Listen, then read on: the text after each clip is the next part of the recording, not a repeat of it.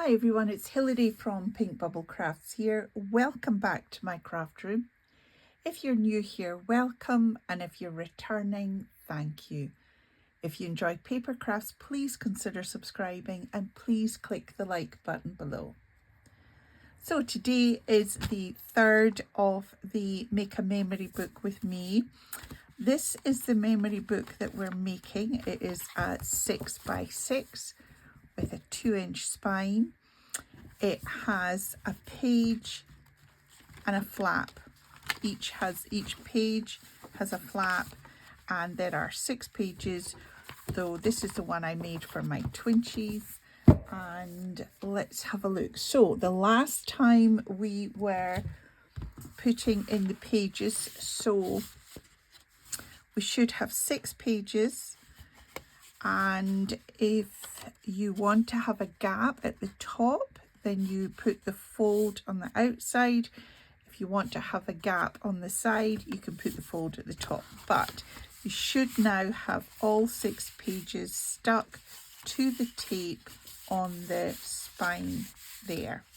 Okay, so this is how we left it. Now, the next decision is, are you going to have a gap for an insert at the top?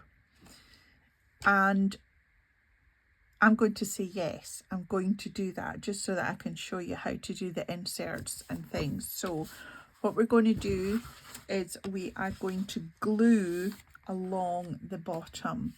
So if you're putting an insert in, you don't want the glue to be halfway up. So we're just going to put, and this little gun thing is perfect, we're going to run a line of glue along the bottom and then hold it so it will stick. You can always put a little clip on there to hold it. So I'm just going to run along each one and then hold it. Now, I have seen this book made with just a sort of, what's it called? A natural cardstock, like the brown cardstock. But making it in white is quite difficult. Because of the Greyboard, or if you're using some sort of cardboard packaging to use the cover, the white isn't as easy and it's not as forgiving. Can be done, of course, but generally it's fine just to have the black and cover as much of it with the DSP, so it's not really seen. It's not, you don't notice it as a black book overall. If you use there's also a way you can use construction tape, and the construction tape is black, so I thought I would try and use like white washi tape or a different white tape. It's quite a good method for putting together a memory book, and I've tried different things to put the construction tape in white, but not terribly successfully. Okay, so there we have got our 6 pages glued at the bottom. Now we will make our little inserts and they will just slide in the top, and that gives you another 2 sides to use for photographs or whatever. Okay, now the next thing is we want to cover this and this. So we need 2 pieces of black card, and they are 5 3/4 square. Okay, I only want, we know that this back cover is 6x6, and so I wanted it 5 3/4 so that I could give this as big a cover as possible. So I'm just going to, I've written on that side, so I'm just going to put that on the underneath. So 5 3/4 square for the inside covers. And we just let that sit. There we go. Now, sometimes it's also a good idea, especially if you're doing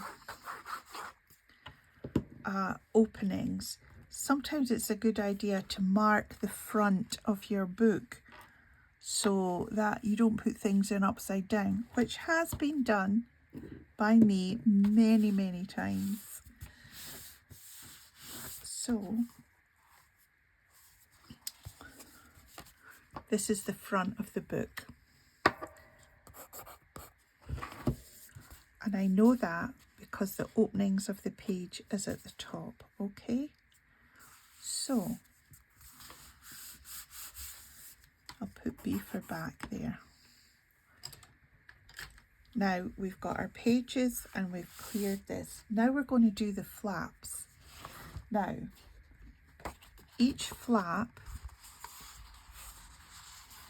is 5.5 by 5.5, and we've scored down one side at 1/2 inch. We put tape on it, and we do that 6 times.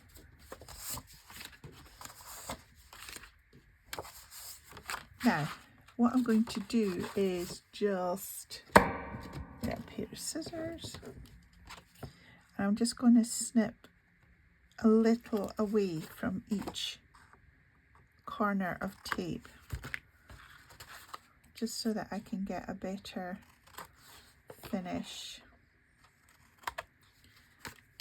when we put them down.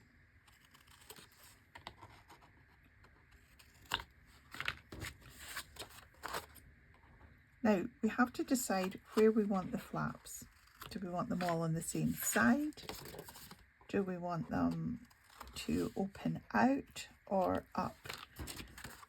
What I would say is that because I have a top opening, I think I would like the flaps to go out sideways. I think. So, front of the book, open it up. I think I would like the flap to go sideways because I'm going to have something that can pull up here.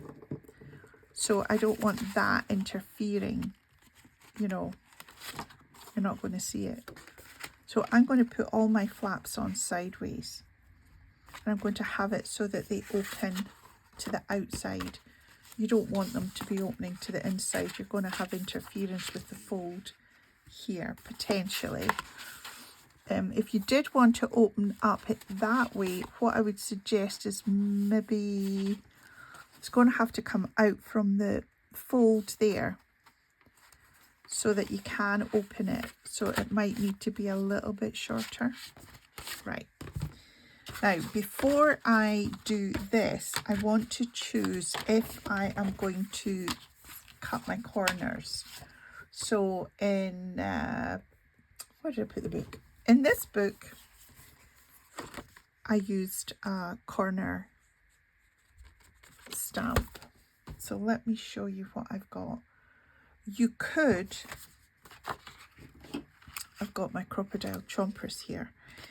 You could have an angle, a squared corner, or a smaller squared corner. I've got this chomper.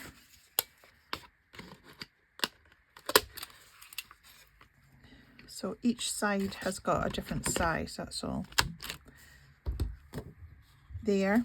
What I didn't know before was that the We Are Memory Keepers chompers, it's a different colour for each handle.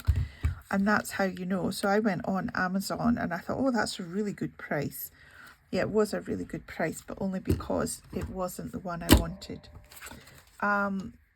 You've got your corner rounder here, or you've got something like this, which is a corner punch as well. Now, the reason that I would use a corner punch is because I want them to see that there is a flap here. I want them to notice that it is different. If you look at this book, it's not very easy to see that that is a flap. But if you have something different, a corner rounded, then they will automatically see. When you put the DSP on, it can become clearer, but I do like to have that just as a difference. So what I'm going to do is I'm going to use, I think I'll use the large angle of this one. So it's going to stick up there, and I'm just going to cut each corner. It's just easier to do it before you stick it down, that's all.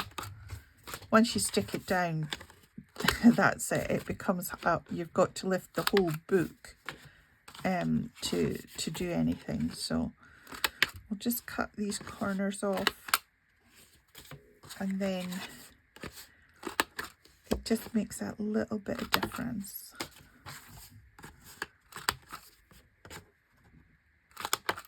Okay, let's cut all these off.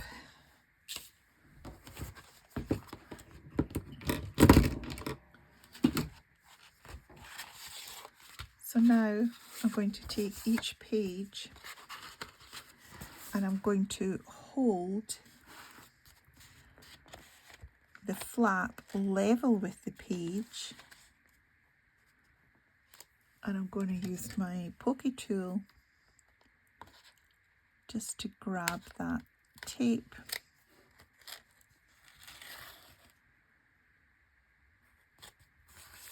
And seal it down. There we go. Now,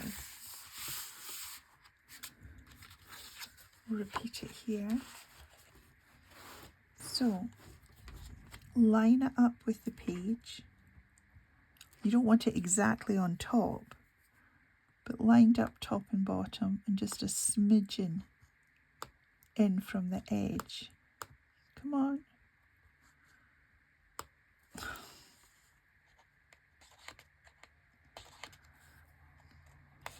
There we go. And fold it down. Now, if you skip this page or skip this side, you could have these double folding out. So this one goes on this side,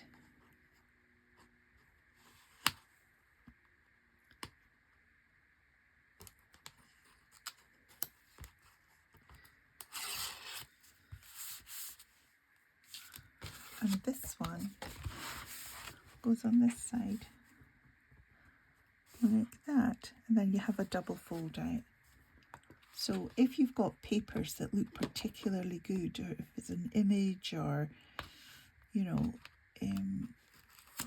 you can have it on the double fold out. It just gives you that extra space. So this page has got the flap on there, and then we go back to doing it on here. You can put as many flaps in as you like. However, this is the restriction. It's the width of the channel in here. You know, you've got 1/4 of an inch there. And if you put DSP 1, 2, 3, 4, and then you have a calendar, an image or a picture or a twinchie I'm using, or if you have a pocket and you put things in the pocket, is it going to sit flush when a book is closed? So that's really the consideration you've got. You could put, I mean, some of the bigger books you can put waterfalls in, or gatefold, or pull-outs, or, you know, all sorts of fancy dynamic pieces that you can add to a book, but you have to be aware of how much space you've got in the spine.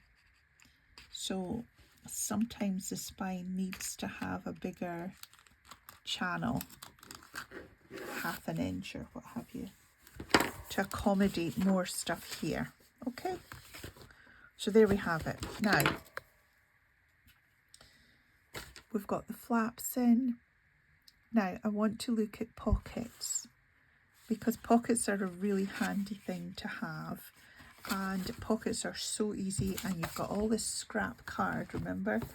You've got all this scrap. So for a pocket, let's say we're going to put a pocket in here. This is ideal width, but ideal depth. You don't want it to be too deep. You do want to have, and again, if you're using the same coloured card, you do want to show that it is a pocket. So I would get my circle punch and we'll punch a little thumb hold. Now we know that that's 6 inches, okay? And so let's say we want to cut this at, let's do 6.5, and then let's do one at 7, and you can have a look and see what you think. So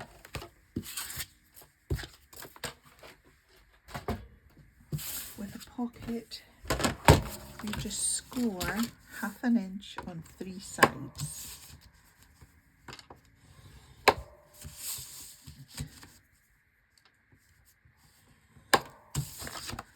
Same with this one, 1/2 inch on 3 sides.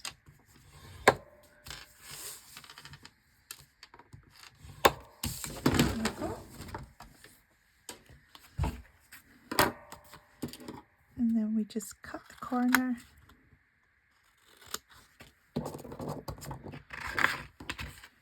Cut the corner. Pockets are optional, of course they are. You don't have to do them. But I just want you to see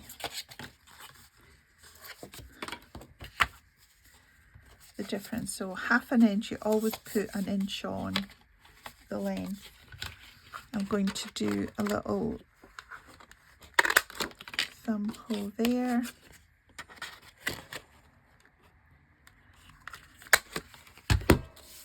and then we put some tape on all the way around.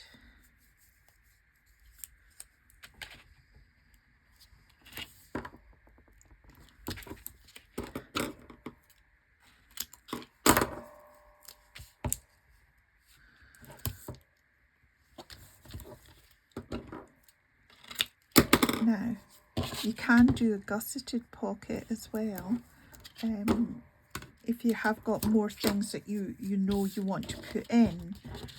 But again, I would not do that on this particular book because of the narrow channel that we've got for expansion.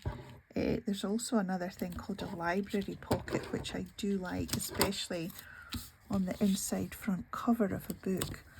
But library pockets are really nice. I think I've got a die set for a library pocket. You don't need a die set, but I do think for some reason I have one.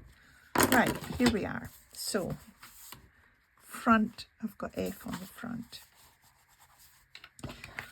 Let's say we want to put pocket on the inside cover. Now, have a look at the width of that. That is the one that is 7 inches, so it is the full width of that cover, and it does come down to that corner. So when you're decorating it, you wouldn't have to decorate the full length of it. You could just decorate down in a bit. This is all to do with personal choice. Is it too close to that edge? Look at the difference if we're looking at a smaller one, 6.5. Now you can see all the way around there, so you would have to decorate the full page. If you stuck that on now, you would not be able to get your DSP around there, so it would look a bit odd. So what I'm going to do is on the inside cover, I'm going to use the bigger one, and then I'll decorate it after. But on the back inside, I would put the decoration on first and then put the pocket on top and decorate it. Okay, so I'll just do that here.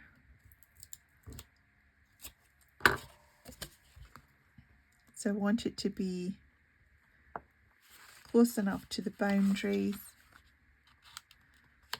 not too close to that inside fold. There. So that's the main difference with the pockets. And it's the same on here. Let me get a piece of this so I can show you.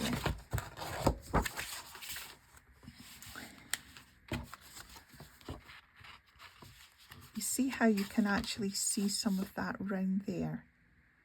If I just put that on there and then to stick that on top, although this is smaller than the cover, put it on the cover.